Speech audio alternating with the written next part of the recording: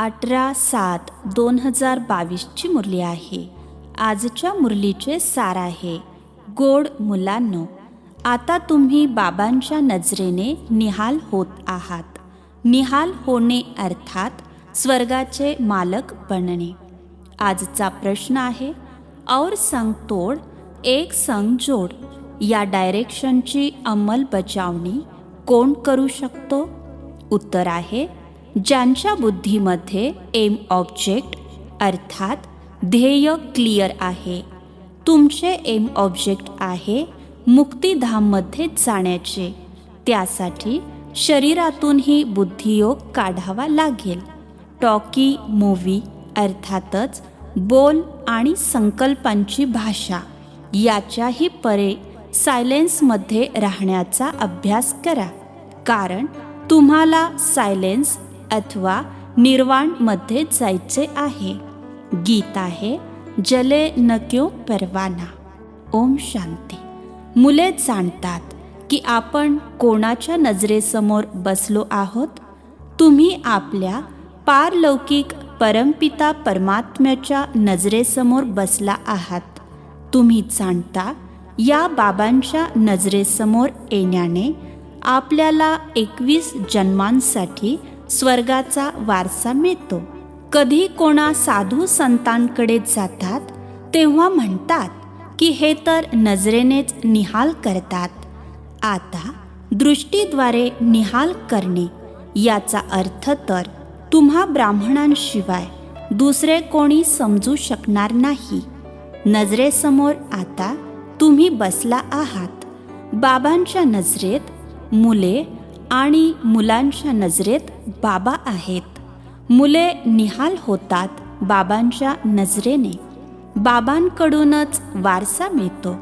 तुम्ही आहात बेहदची मुले. तुम्ही नजरेसमोर बसले आहात.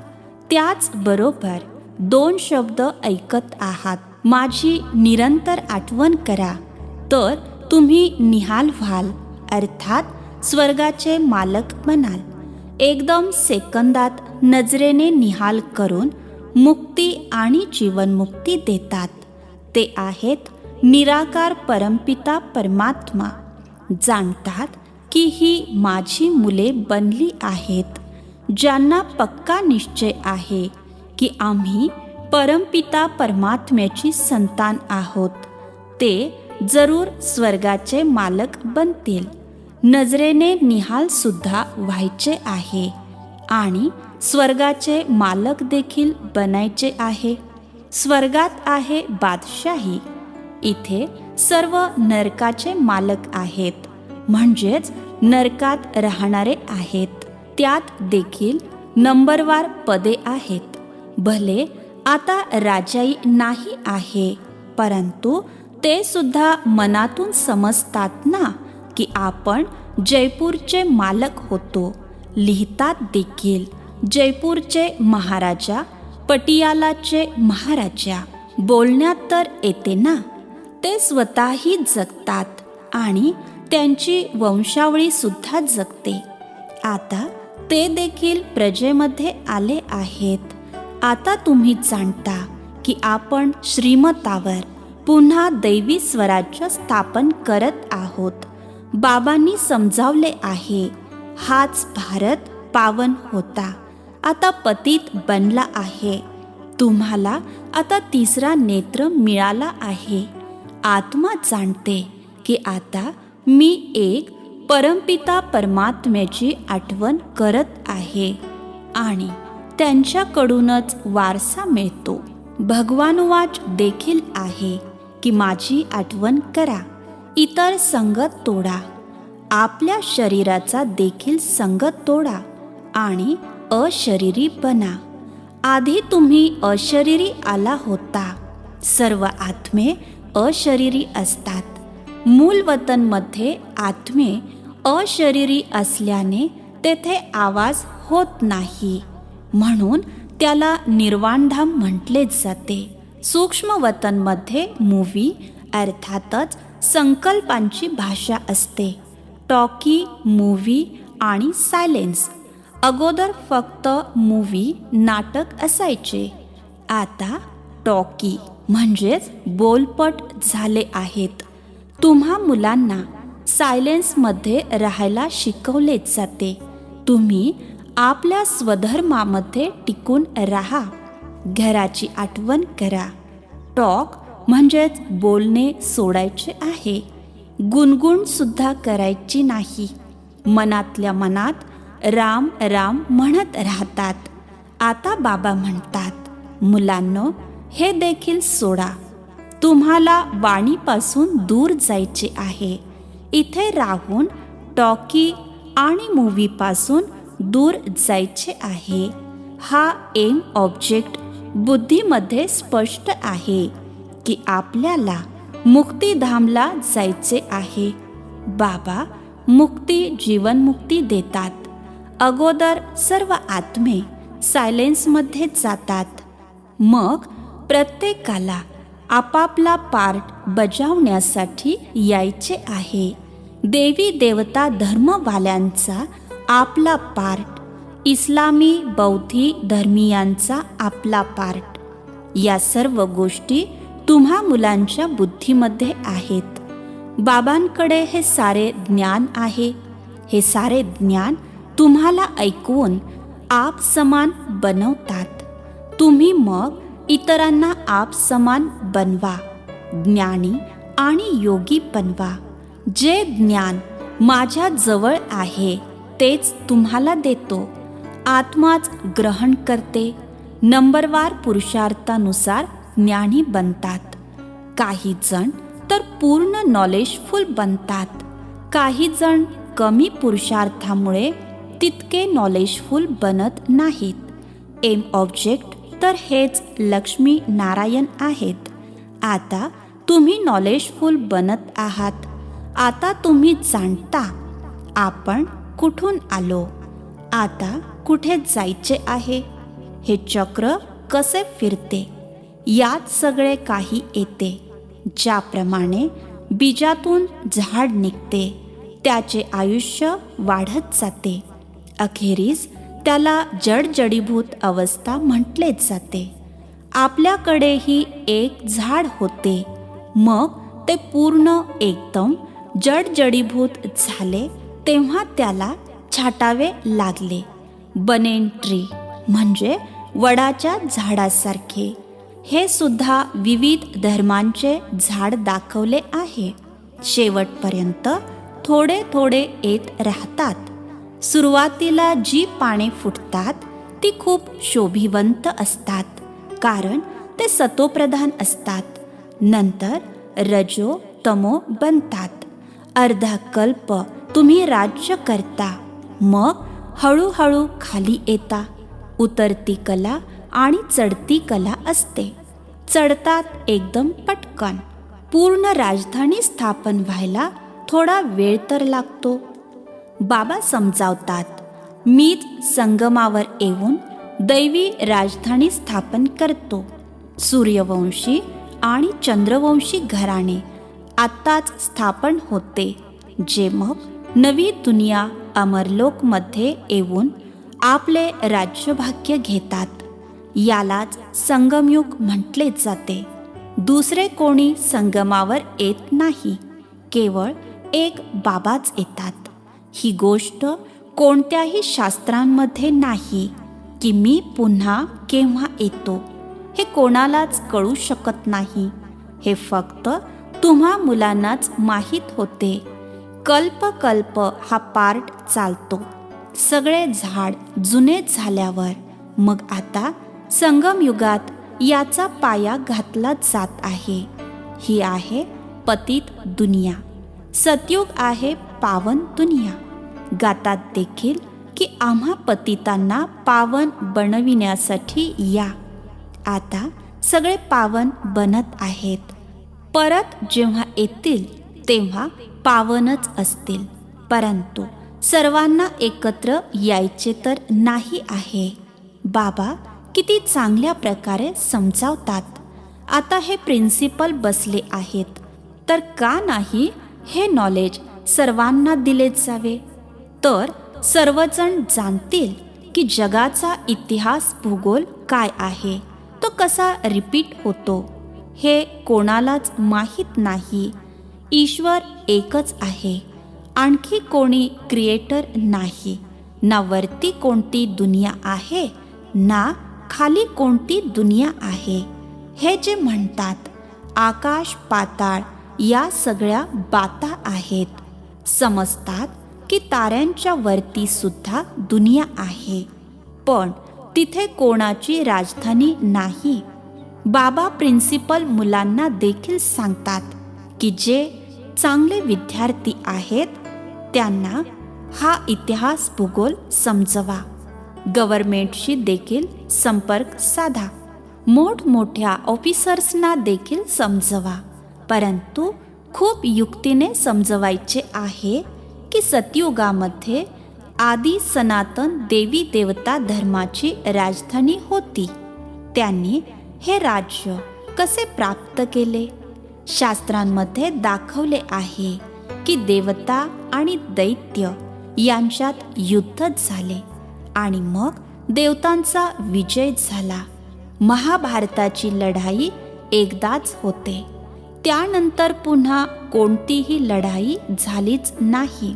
बाबा म्हणतात की शाळांमध्ये मुलांना हे ज्ञान द्या. एखादा शोध लागतो तेव्हा आधी राजाला दाखवतात, मग त्यांच्याद्वारे तो वाढीस लागतो. आत्म्याला जेव्हा सृष्टीचक्राच्या आदी मध्य अंताचे ज्ञान मिळते तेव्हा त्याद्वारे 21 जन्मांसाठी चक्रवर्ती राजा बनते.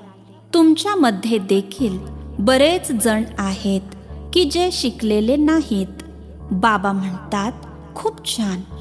खूप शिकलेले देखील होते, परंतु ते ही परीक्षा पास करू शकले नाहीत. इथे तर सेकंदाची गोष्ट आहे. सतयुगामध्ये लक्ष्मी नारायणाचे राज्य होते.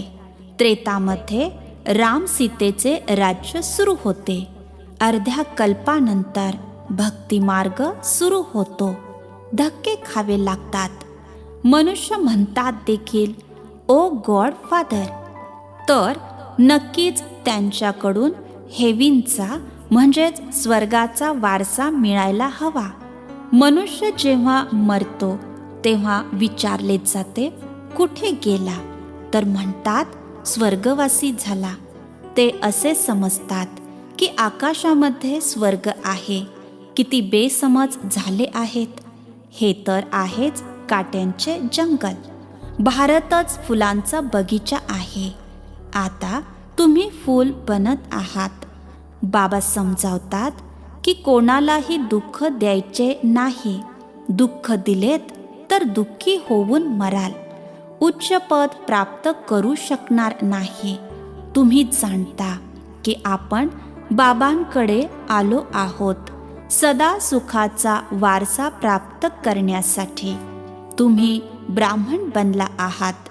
ब्राह्मण सर्वात उच्च गायले जातात. ब्राह्मणांची निशाणी आहे चोटी अर्थात शिखा. अच्छा, ब्रह्माचा पिता कोण आहे? ते आहेत निराकार शिव. निराकार शिवबाबा आणि प्रजापिता ब्रह्मा आहेत साकार. आता शिवबाबांची निशाणी काय ठेवणार? परमपिता परमात्मा तर स्टार आहेत, परंतु माहीत नसल्यामुळे मोठे लिंग बनवतात. बिंदीची पूजा कशी करणार? रुद्र पूजा देखील केली जाते. रुद्र शिव यांना मोठ्या आकाराचे बनवतात आणि शाळीग्राम छोटे छोटे बनवतात. म्हणतात देखील भुवयांच्या मध्ये तारा आहे. आत्म्याचा देखील साक्षात्कार होतो. जेव्हा आकाशामध्ये तारा तुटतो तर संपूर्ण सफेद होऊन जातो. तसेच आत्मा देखील बिंदी आहे. येऊन एवढ्या मोठ्या शरीरामध्ये प्रवेश करते आणि मग किती काम करते. एवढी छोटी आत्मा जेव्हा शरीरातून निघून जाते तेव्हा मग शरीर काहीच काम करू शकत नाही. म्हणतील मरण पावला. एक शरीर सोडून दुसरे शरीर घेऊन पार्ट बजावतात, तर मग त्यामध्ये रडण्याची काहीच गरज नाही. परंतु जेव्हा ड्रामाला जाणतील तेव्हा असे म्हणतील, आता तुम्हाला हे ज्ञान आहे की आपण हे जुने शरीर सोडून आपल्या निर्वाण धामला जाणार. हे ज्ञान देखील तुम्हाला इथे आहे. तर मग तुम्हीही मोठमोठ्या शाळांमध्ये, कॉलेजांमध्ये जाऊन मोठमोठ्यांना हे ज्ञान द्या. तर भारतामध्ये सूर्यवंशी, चंद्रवंशींचे राज्य होते, जे आत्ता नाही आहे, पुन्हा जरूर होईल. हा अनादी वर्ल्ड ड्रामा आहे. याचे ज्ञान मुलांना जरूर असले पाहिजे. हे ज्ञान असल्यामुळेच भारत स्वर्ग बनतो. आता ते नॉलेज नसल्यामुळे भारत कंगाल बनला आहे. आता पुन्हा या ज्ञानाद्वारे भारत स्वर्ग बनतो. तर का नाही मुलांनी सुद्धा हे ज्ञान घेऊन स्वर्गाच्या लायक बनावे? तुम्ही सुद्धा बना. कोणालाही सोडता कामा नये. बाबा सेवेसाठी युक्त्या तर बऱ्याच सांगतात, करायचे तर मुलांनाच आहे. बाबा तर जाणार नाहीत. अच्छा, गोड गोड खूप वर्षानंतर भेटलेल्या मुलांप्रती मात पिता बापदादांची प्रेमपूर्वक आठवण आणि सुप्रभात. आत्मिक पित्यांचा आत्मिक मुलांना नमस्ते. आम्हा आत्मिक मुलांचाही आत्मिक पित्यांना नमस्ते. धारणेसाठी मुख्य सारांश. पहिला पॉइंट, आपल्या स्वधर्मामध्ये स्थित राहून सायलेन्सचा अनुभव करायचा आहे, कारण आता आवाजापासून दूर निर्वाण धामला जाण्याची वेळ आहे. दुसरा पॉइंट, सुखदातेची मुले आहात म्हणून सर्वांना सुख द्यायचे आहे, कोणालाही दुःख द्यायचे नाही. सच्चे फूल बनायचे आहे. काट्यांना फूल बनवण्याची सेवा करायची आहे. आजचे वरदान आहे, सर्व शक्तींनी संपन्न बनून प्रत्येक शक्तीला कार्यामध्ये लावणारे मास्टर सर्वशक्तिमान भव. सर्व शक्तींनी संपन्न बनून प्रत्येक शक्तीला कार्यामध्ये लावणारे मास्टर सर्वशक्तिमान भव. विस्तार आहे, जी मुले सर्व शक्तींनी सदैव संपन्न आहेत, तीच मास्टर सर्वशक्तिमान आहेत. कोणतीही शक्ती जर वेळेवर कामी येत नसेल तर त्याला मास्टर सर्वशक्तिमान म्हणू शकणार नाही. एक जरी शक्ती कमी असेल तर ऐनवेळी धोका देईल, फेल व्हाल. असा विचार करायचा नाही की आमच्याकडे तर सर्व शक्ती आहेत, मग एखादी शक्ती कमी असेल तर काय बिघडणार आहे? ती एकच नुकसान करेल, फेल करून टाकेल. त्यामुळे एक ही शक्ती कमी असू नये आणि वेळेवर ती शक्ती कामी यावी, तेव्हा म्हटले जाईल मास्टर सर्वशक्तिमान. आजचे स्लोगन आहे, प्राप्तींना विसरणे म्हणजेच थकणे, त्यामुळे प्राप्तींना सदैव समोर ठेवा. मातेश्वरीजींची अनमोल महावाक्ये. जेव्हा आपण ओम शब्दाचा उच्चार करतो तेव्हा ओमचा अर्थ आहे मी आत्मा आहे आणि परमात्म्याची संतान आहे. हे शिव नाव फक्त एका परमात्म्याचेच आहे. या शब्दावर बरेच जण असा प्रश्न विचारतात की परमात्मा तर साऱ्या दुनियेचा मालक किंवा पिता आहे, तर त्यांना शिव या नावाने का बोलावतात? आता या रहस्याला दुनिया जाणत नाही. परमात्म्याचे नाव शिव आहे, कारण दुनियेमध्ये अनेक धर्म आहेत आणि प्रत्येक धर्मवाले परमात्म्याला आपापले नाव देऊन बोलावतात. कोणी गॉड म्हणून बोलावतात, कोणी खुदा, कोणी अल्लाह, तर कोणी शिव म्हणून बोलावतात. तसेही भारतामध्ये परमात्म्याचे शिव या नावाने स्मरण केले जाते. तर सारी दुनिया विलायतवाले शिव नावाने परमात्म्याला कसे बरे मानतील? आता यावर समजावले जाते की वास्तविक परमात्म्याचे नाव शिव आहे. ते ज्योती स्वरूप आहेत. त्यांची यादगार प्रतिमा म्हणजेच स्मृतिचिन्ह शिवलिंगाच्या रूपात पूजली जाते. तेही खास करून भारतातच त्यांची पूजा जास्त होते, कारण परमात्म्याचा जन्म भारतखंडात झाला तर जरूर या देशाचेच नाव असेल. परमात्मा तर जरूर एकाच ठिकाणी येईल ना. जर विलायतेकडे आले तर भारतवासी कसे मानतील? परंतु भारतखंडाचे नाव खूप प्रसिद्ध आहे. हा अविनाशी अखंड गायला जातो. म्हणून इथे स्वतः परमात्मा अवतरित झाले आहेत. शिवाय परमात्म्याचे महावाक्य सुद्धा आहे की जेव्हा भारतामध्ये धर्माची अतिग्लानी होते तेव्हाच मी अधर्माचा विनाश आणि सतधर्माची स्थापना करण्याकरिता येतो. आणि हे सर्व कार्य मी एकदाच अवतार धारण करून करतो. तर परमात्म्याचे अवतरण देखील भारतातच झाले आहे. जिथे कल्पापूर्वी आले होते तिथेच पुन्हा यावे लागते. म्हणून भारताला अविनाशी खंड म्हटले जाते. भारतखंड परमात्म्याचे जन्मस्थान देखील आहे आणि देवतांचे राज्य करण्याचे स्थान देखील आहे.